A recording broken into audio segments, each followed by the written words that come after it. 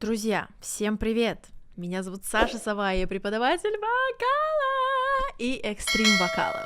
Сейчас уже грядет конкурс Евровидения, и я сделала обзор топ-10 на момент выхода видео топ-10, сейчас уже все поменялось. Короче, фавориты букмекеров Евровидения, а сегодня я хочу с вами поговорить о рок и металл перформансах на Евровидении. Я отобрала 15 выступлений, которые для меня кажутся плюс-минус, какими-то адекватными, либо очень хорошими.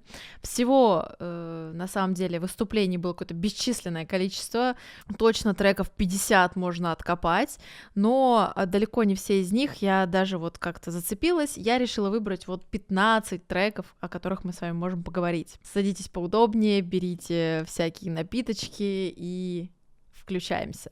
Я сначала думала сделать здесь какой-то топ свой, но в целом я так скажу, что, наверное, я просто пойду вот по списку, как я их нашла, так я и пойду. И я хочу начать с Финляндии аж 2014 года, цифры тоже будут вперемешку. Это группа Soft and Gin с песней Something Better. Это 2014 год, и группа заняла 18 место аж.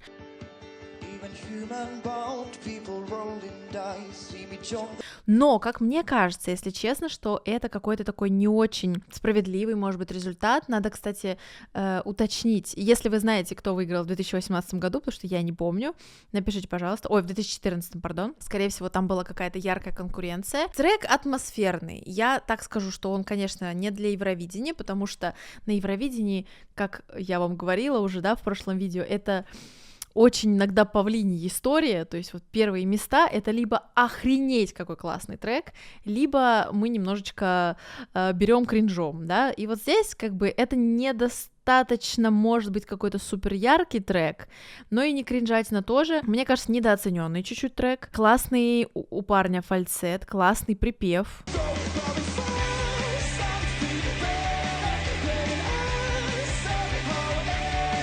Запоминается. Хочется под эту песню снимать какие-то атмосферные видосы, знаете, несмотря на то, что это рок-перформанс. Мне кажется, что в нынешнее время в целом трек мог бы зайти, но, опять же, не на Евровидении, а где-нибудь в тиках-токах, в запретграммах. Короче, выступление на уровне, довольно стабильное выступление, живое выступление, вокал стабильный, и даже в конце классный такой экстримчик, очень деликатно, элегантно он его вписал в последнюю фразу, очень уместно было.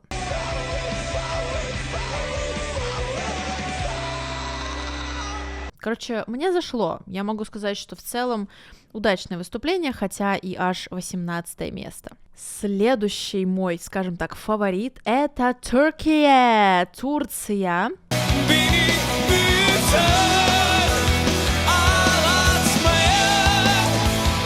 Мой второй дом. С 2021 года, как вы знаете, я live in Turkey. Группа, артист Mor ve Ötesi, Deli песня. 7 место. Хороший результат. Вообще, на самом деле, я замечаю, что Турция частенько очень неплохо выступала на Евровидении, очень неплохие результаты давала. Чё они вот это психанули и ушли из конкурса, я не понимаю. Они с 2012 года не принимают участие, потому что в 2011 году их не пропустили в финал. И чё, ребят? Бывает, с кем не бывает, но, я не знаю, у них там какие-то свои внутренние, мне кажется, разборки, но Турция реально выдавала классные результаты, куда ни плюнь.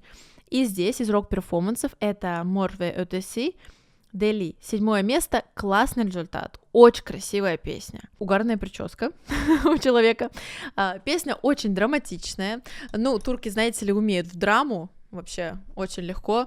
Знаете, я тут за несколько лет жизни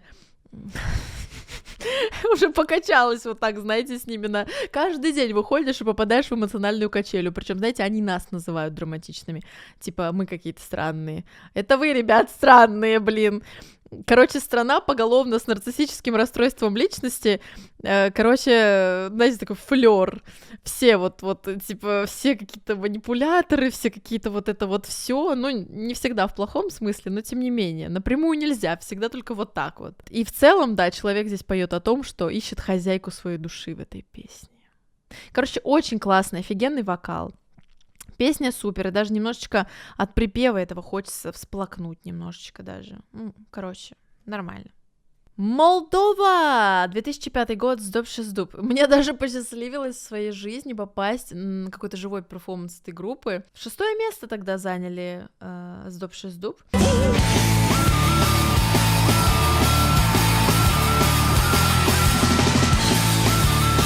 В целом прикольно. Такое частенько встречается на Евровидении, вот эти вот все народные вайбы с какой-то вот рок-обработкой или просто поп-обработкой, но частенько это сделано крайне плохо. Здесь же это не колхозно, достаточно качественно, я бы сказала, ну, не на победу, конечно, но очень так интересно. Там бабусенька в конце вышла, такая смешная. Я помню это выступление с детства.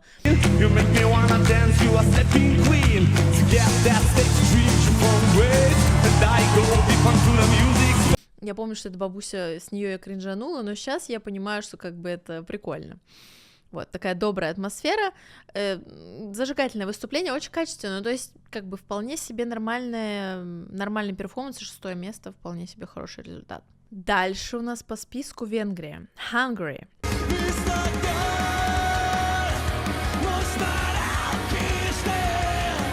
2018 год, в целом, ну, относительно не так давно, да, у меня 2018 год — это вообще что-то супер близкое, а там уже столько всего произошло, боже. Группа AWS, я не буду читать это название, но они заняли 21 место. И я вам так скажу, что, в принципе, логично, что 21-е, потому что трек для Евровидения, ну, сложноватый. Но, знаете, это тяжеловато было с точки зрения вокала, с точки зрения музыки. Возможно, для продвижения данной группы на свою аудиторию, такую металкорную, постхардкорную, да, вполне себе окей, но вот, короче, знаете, некоторые треки, они могут сработать на своем языке, да, то есть возьмите тех же Måneskin, они на итальянском, были там, не знаю, из Сербии, вот это «Молитва, као-жар на моем», вот это вот все. Молитва, као-жар на моем,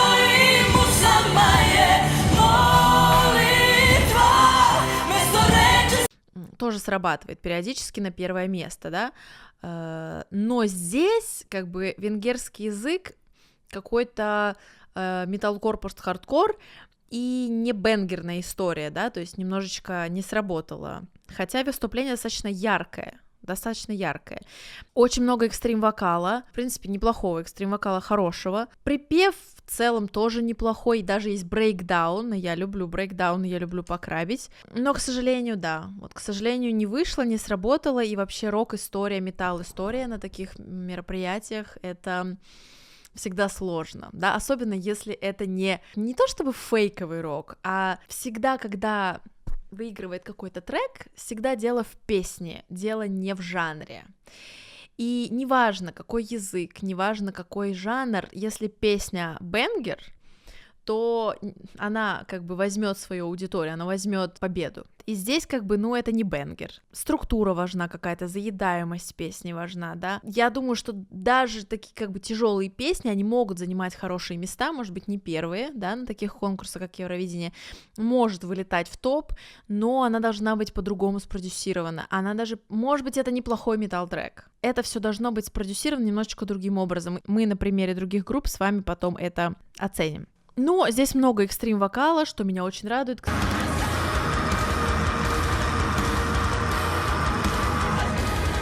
Кстати, друзья, говоря об экстрим-вокале, у меня совсем скоро, в мае, уже стартует курс по экстрим-вокалу Scream Baby Scream 3.0. Britney Screams называется наш поток. 3-й раз я провожу этот курс, каждый раз я его переделываю, переписываю, добавляю новую информацию. По ссылке в описании можно записаться и попасть на курс. Осталось всего несколько мест, включая все еще есть парочка мест на личную работу со мной, VIP-тариф. Мы будем с вами и фрай-скримить, и фолскордить, и подтягивать чистый вокал, даже с помощью всяких экстремальных упражнений. Будем работать с вами 2 месяца аж плюс. То есть я не гарантирую, что мы закончим ровно через 2 месяца, возможно, чуть-чуть позже, но, в общем, массовая работа идет 2 месяца, плюс минусовки для ваших упражнений прописаны полностью в металлобработке.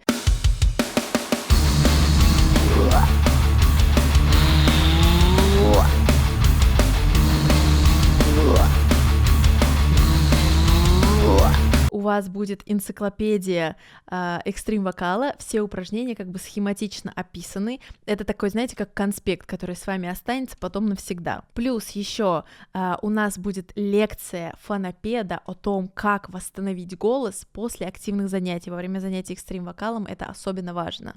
Особенно если вы никогда не пробовали себя в экстрим вокале, конечно же, будут новые ощущения, конечно же, нужно будет как-то себя расслаблять, как-то своему голосу помогать, поэтому это здесь у нас тоже будет. И также у нас еще в качестве такого классного бонусного, скажем так, модуля, это модуль от звукорежиссера моего, который со мной вместе создает вот эти вот всякие разные кавера и треки мои, и он нам расскажет о том, как записывать себя дома и какой для этого нужен базовый кит, секретики записи вокала некоторых звезд металл и рок-музыки. Поэтому, друзья, в мае мы стартуем. Не пропустите, следующий курс будет только через год. Этот курс я провожу один раз в год. Жду вас всех очень сильно. Итак, следующий у нас перформер — это Грузия, Джорджия, 13 место. Элдрине группа или Элдрине, не знаю, неважно.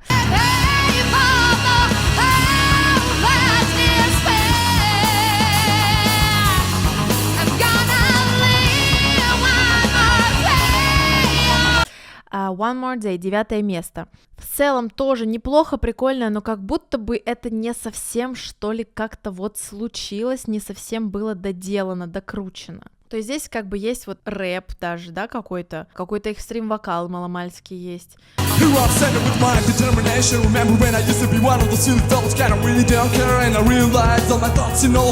Но будто бы девочка, которая здесь поет, она поет больше как будто бы поп-вокалом, просто пытается как бы изображать рок-вокал, как будто бы постановка у нее, конечно же, изначально базовая такая эстрадно-джазовая, хорошая, классный вокал, очень яркий, классный белт, но как будто бы стилистически это все не очень вяжется. Как будто бы это все должно быть чуть-чуть иначе, не такой должен быть, ну, мне сложно, как бы, да, тоже так давать свое мнение, типа, откуда ты знаешь, как это должно быть, но вот именно с точки зрения восприятия стилистики, как будто бы немножечко вокалистка и музыка чуть-чуть из разных миров, как будто бы, знаете, здесь такая заявка на альтернативу, но выглядят они как симфо-метал, и девочка спокойно себе сочетается с симфо-металом, но все остальные и музыка не сочетается с этим, то есть как будто бы стейджинг не очень удачный, может быть, на тот момент было это актуально, это яркое выступление, но оно чуть-чуть даже местами вот меня в какой-то момент даже стало напрягать, то есть меня припев стал напрягать, мне очень, ну, припев запоминается, но он мне не нравится, да, то есть как бы я, не обижайтесь, фанаты этой группы, это просто такое, знаете, мнение о песне, не о людях, а о песне. Поэтому 13 место, что тоже, кстати, очень даже неплохо, в 2011 году. 2012 год, Северная Македония, Калиопи, Черно и Бело. Черное и белое. Черно и бело,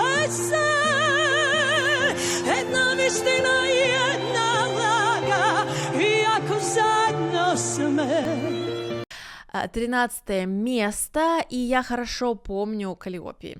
Я хорошо помню из детства этот момент, ну как из детства, это мои, наверное, 16-17 лет, где-то так. Я забыла об этом перформансе, но когда мне эта песня попалась в интернете, я сразу вспомнила припев. Вот он у меня прям стоит колом в голове. Очень запоминается, и вот смотрите, кстати говоря, несмотря на то, что она поет на родном языке, тут у дамы плюс еще, как отягчающее обстоятельство, академическое прошлое, да, то есть это звучит, ну, не очень современно даже на момент 2012 года, но все равно прикольно.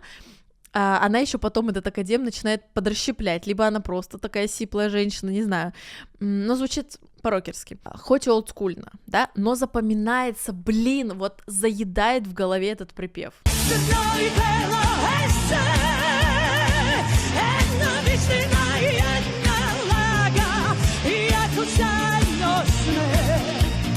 И потом вот этот перформанс с неистовым каким-то расщепленным свистком, прям как фишечка, да, она вот им не постоянно поет, она хоп, так все охренели, проснулись, и о, прикол.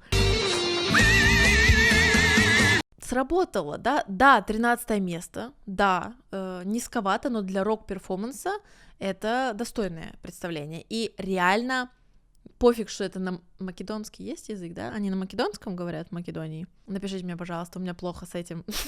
Запоминается. Меня, конечно, напрягает некая бабковость в этом всем, да, какая-то вот, но вот прям на грани, знаете, такое вот. Но я считаю, что все-таки этот перформанс хороший. То есть, несмотря на такой вот это вибрато в 3 октавы Бабкина, да, нормально, заходит. Мне даже захотелось переслушать. В 2008 году группа из Финляндии с непроизносимым названием Тераз Бетонни, короче, простите, почитайте сами,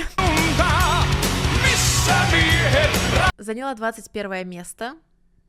И, в принципе, вполне заслуженно, потому что трек достаточно такой, знаете, ну, как бы безликий, клишированная немножечко история. По-моему, если я не ошибаюсь, после Лорди, это были первые металлисты, после победы Лорди на Евровидении от Финляндии, это были первые металлисты, посланные на Евровидение после Лорди, после победы металла, да. Ну, и здесь такое типичное настроение: мы викинги, мы завоеватели, мы идем что-то завоевывать, мы идем завоевывать лед, в котором мы будем жить. Удивляющего здесь ничего нет, то есть какой-то фишки, ничего нет. Вокал хороший, расщепление есть, клишированная немножечко, как я сказала, история, да, рок, кожа, ветер, длинные волосы, расщепление, викинги, в принципе, все, как бы весь набор есть, но не работает, да, то есть песня не очень такая яркая, да, ну, выступили, как бы, надо было выступить, вот они и выступили. Друзья, я также хочу попросить вас поддержать меня на Бусти. Я начала готовить метал-кавер на одного из участников Евровидения, который, возможно, победит, мы еще не знаем. В прошлом году я сделала вот этот вот кавер, который вам очень понравился, судя по просмотрам и прослушиваниям. В этом году я тоже вас хочу порадовать, поэтому, пожалуйста, поддерживайте меня на Бусти, и мы с вами сможем быстрее воплотить этот кавер в жизнь.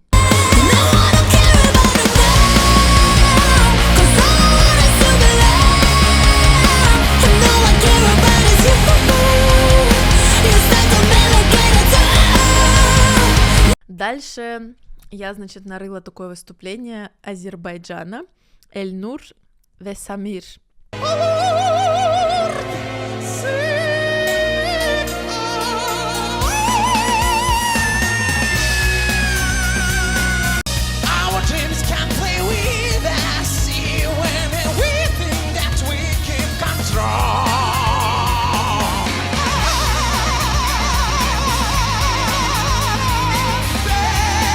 Day After Day, 8 место, 2008 год. Я бы сказала, что это так плохо, что хорошо.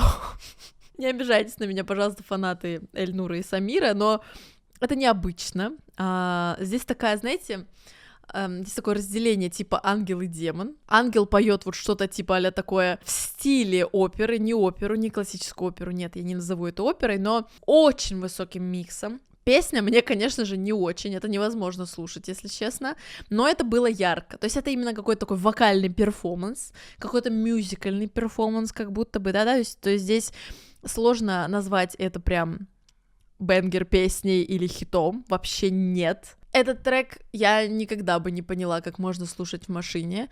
Этот трек, в принципе, я не понимаю, как слушать пока что, но я его как бы, не знаю, может быть, если я пару раз еще послушаю, у меня уляжется это в голове, но здесь все too much, здесь всего слишком. Если вам в жизни не хватало вибрато, пожалуйста, зайдите, если вас бесят песни без вибрато, пожалуйста, зайдите, посмотрите это видео, послушайте эту песню, и вибрато вам хватит на всю жизнь, поверьте мне, причем не просто вибрато, а вибрато с вариациями.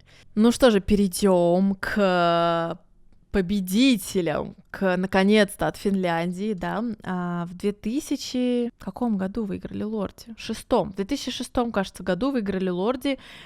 Боже, если честно, я когда смотрю и каждый раз слушаю этот перформанс, у меня даже слезы от ностальгии наворачиваются. Hard rock, hallelujah. Hard rock, hallelujah. Как же сильно я тогда болела за Диму Билана. Я еще тогда не понимала, где правда жизни, да? Для меня, как для человека из маленького города, было супер непонятно, чё за Лорди, чё за металл вообще. Я еще тогда вот в это все не очень, но уже начинала, но еще не очень понимала, а потом как поняла, ну где-то через годик, наверное.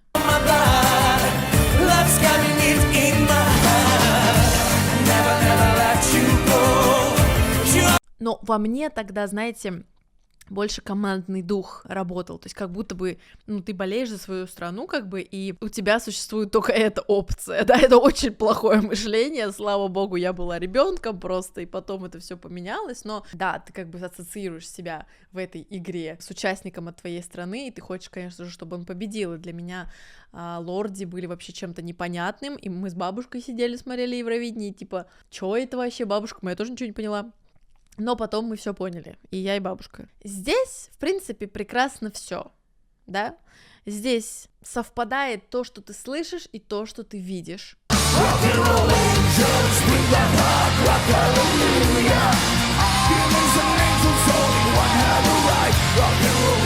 Абсолютно совпадает. Здесь очень гармонично все, и песня ультра попсовая. Ну, то есть, несмотря на то, что это а-ля сделано металл, рок, это игрушечный рок, игрушечный металл. Да, у них есть тяжелые треки, но у них структура попсовая. И обратите внимание, как сделан куплет.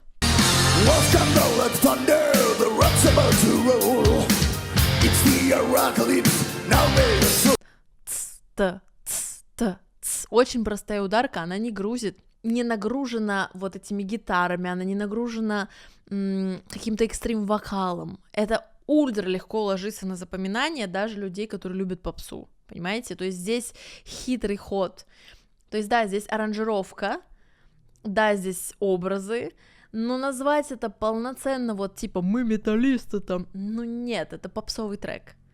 Это попсовый трек в обертке металл, типа, да, и в обертке больше каких-то сказочных монстров, нежели каких-то там металлистов, да, это нестандартно, это супер привлекает, это супер проработанная какая-то концепция, да, проработанные образы, то есть здесь просто очень хорошо поработали ребята над всем, и вот оно все так сложилось. Но, конечно же, это историческая просто тема, и мне кажется, лорди знают, все. В 2023 году, то есть совсем недавно, Германию представляла группа Lord of the Lost.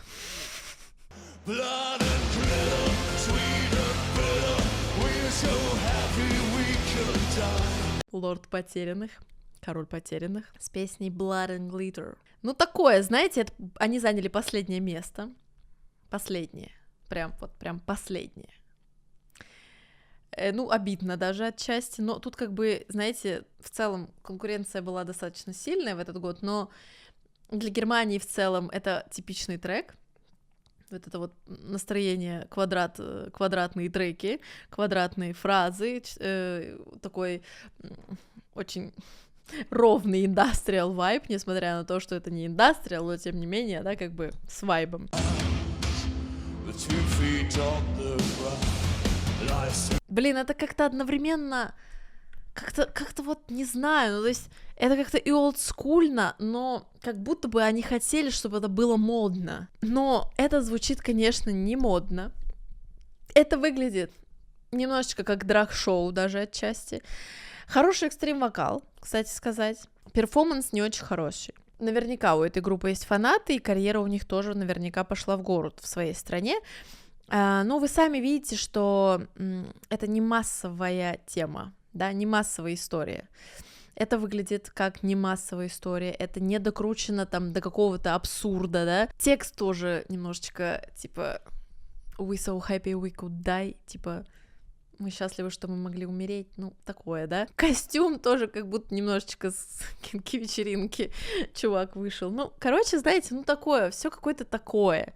Но в целом весело, то есть я запомню вот это blood and glitter, та-ра-та-ра, то есть оно в голове у меня крутится, в отличие от реально многих песен, которые я сейчас вот вам перечислила, этот припев хотя бы я помню, но это абсолютно не значит, что это победная история, к сожалению. Дальше пойдем по козырям, да, это группа Манга.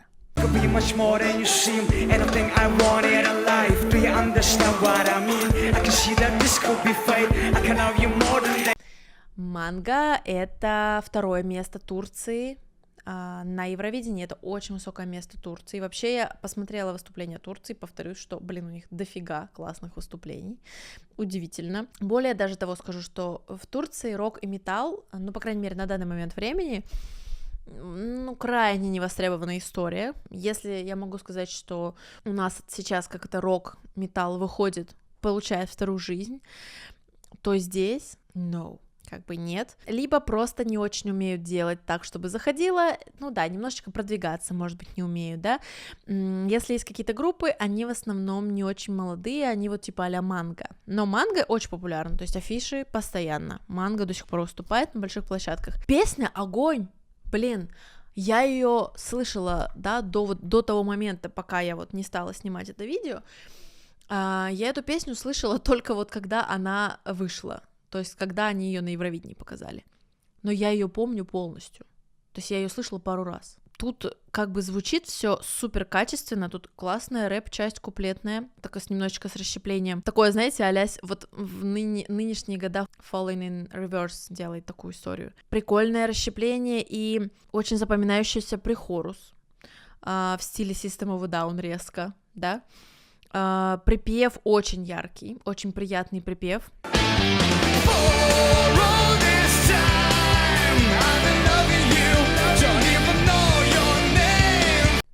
И такое, знаете, прям, стабильно хорошее ведение вокала, стабильно хороший стейджинг, очень спокойный вайб, то есть как будто бы, я вот помню, что даже когда я это смотрела, очень все вот прям четко они отработали, очень не чувствовалось какого-то, знаете, овер эмоциональности какой-то, может быть, внутри там, конечно, у них там все переворачивалось, но визуально все было супер вот профессионально, они как мировые звезды вышли, отработали и ушли.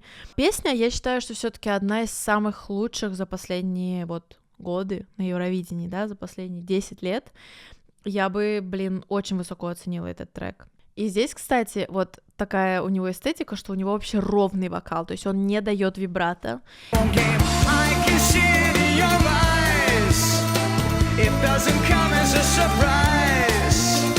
И из-за этого, вот дай он здесь вибрато, вот эта музыка, вот эта хорошая песня, которую они вот сделали, она бы улетела просто, это бы не сработало. То есть здесь стилистически все тоже очень классно выверено, сбалансировано, я бы даже сказала. И я отнесу это выступление к одному из лучших ever вообще. Ну что дальше? Фавориты ваши любимые. Это Måneskin, 2021 год. Честно сказать, мне эта песня понравилась только после массовой истерии на эту группу, то есть через месяц, может быть, после того, как Евровидение закончилось.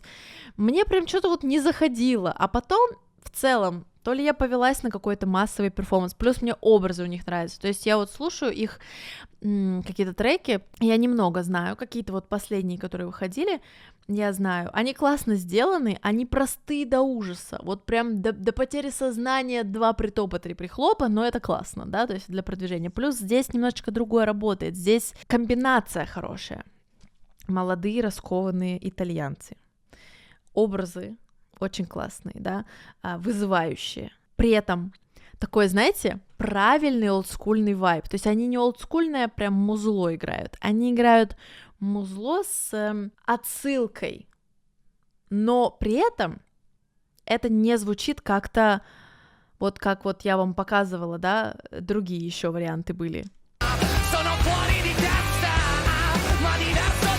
Здесь такой образ вот срабатывает у Дамиана, такой тоже холодный, такой спокойный, да, такой при этом горячий, он такой I don't chase, I attract, да, то есть такой весь, типа, здравствуйте. Он очень мужественный в своих женственных образах, то есть я обожаю, когда мужчина, вот эти вот его манерность его, какая-то там женственность, но он не теряет при этом своей мужественности, он очень мужественно выглядит, даже вот этих вот женских прикидах. То есть ты никогда не скажешь, что он там какой-то не мужчина. У него все равно вот этот вот такой немножечко альфачевый вайб такой, да, идет, что бы он на себя не надел, да. То есть прикольно.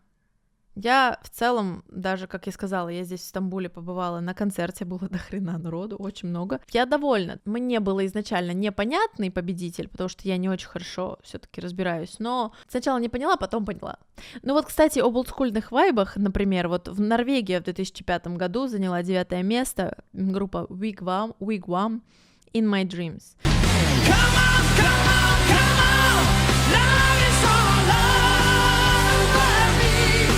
Ну, честно, такое себе. Это прикольно, но это дико вторично. То есть вот Måneskin это вторично, но им как-то удалось быть собой, повторяя какие-то олдскульные штуки, но при этом не звучать как старики, короче.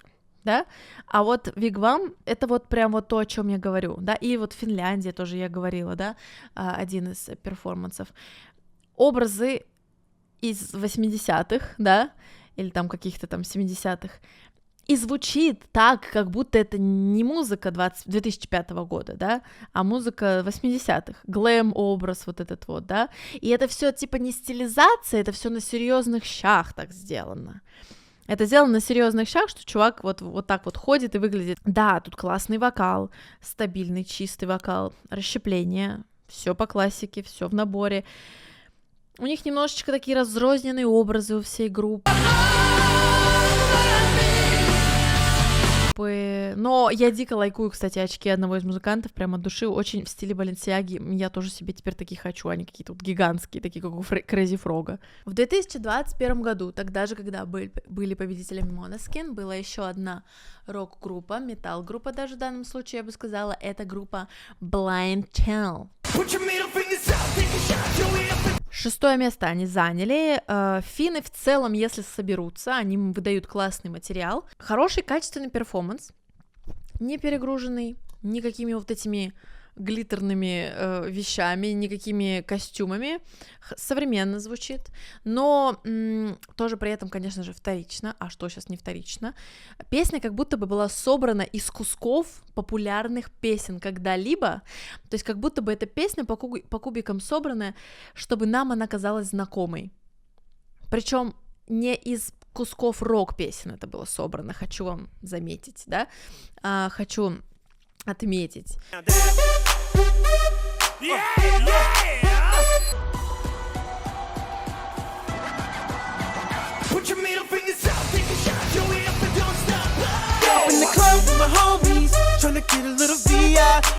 Из попсовых песен это было собрано.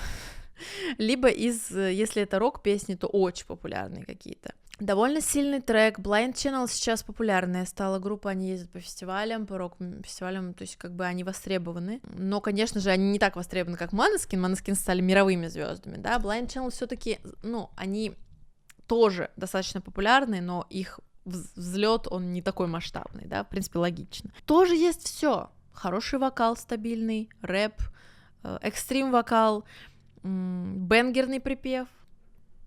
Что еще надо? Все сработало. И вот последним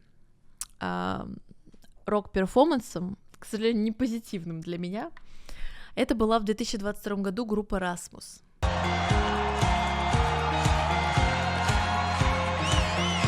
Если честно, это какой-то кал сатаны. Извините, я не знаю.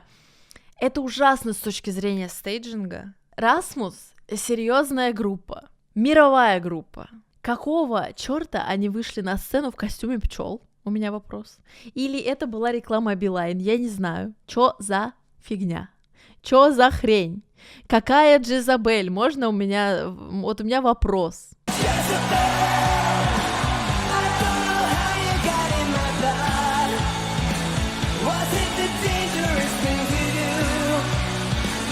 Они улетели просто на 21 место, ничего не заняли, но оно и логично, это плохо. Ну, то есть, вернее, как, это плохо для Rasmus, ну, то есть, да, трек я тоже запомнила, он у меня в голове постоянно, вот это Jezebel, на-на-на-на-на-на-на-на, вот это вот. Мне кажется, этот стейджинг, это просто какой-то, извините меня, конечно, но... Это как-то супер несерьезно, не знаю, кто был режиссер этого перформанса и на каком основании это вообще допустили, но это плохо. То есть песня неплохая, она олдскульная, она запоминающаяся, но то, что вот как вот это вот то, что я увидела, это как-то меня почему-то дико разочаровало и рассмешило. Я не знаю почему. Мое как бы никому нахрен не нужное мнение здесь. Можете, конечно, тоже поспорить со мной и написать в комментариях, что вы об этом думаете, но какого хрена они в костюме пчел? Вы можете мне объяснить? Это выглядит как-то максимально все странно. Несмотря на то, что трек неплохой, это абсолютно все не сработало. Это абсолютно странно выглядело. Что сказать? Финляндия не всегда нас удивляет классными перформансами. Но, кстати говоря, да, Финляндия, наверное, и Турция это страны, которые отправляют частенько, Германия, да, частенько отправляют рок-музыкантов, за что им большое спасибо. Мы с вами смогли снять это видео, сделать такой обзор ярких, хоть и не всегда успешных рок-выступлений. Напишите, пожалуйста, в комментариях, кто вам из мной перечисленных музыкантов нравится больше всего, и, может быть, у вас есть какие-то тоже рок-перформансы, которые я не отметила, но вам очень понравились. Друзья, я увижусь с вами в следующих видео. Обязательно приходите на курс, если еще не записались, а также обязательно поддержите канал на Бусти.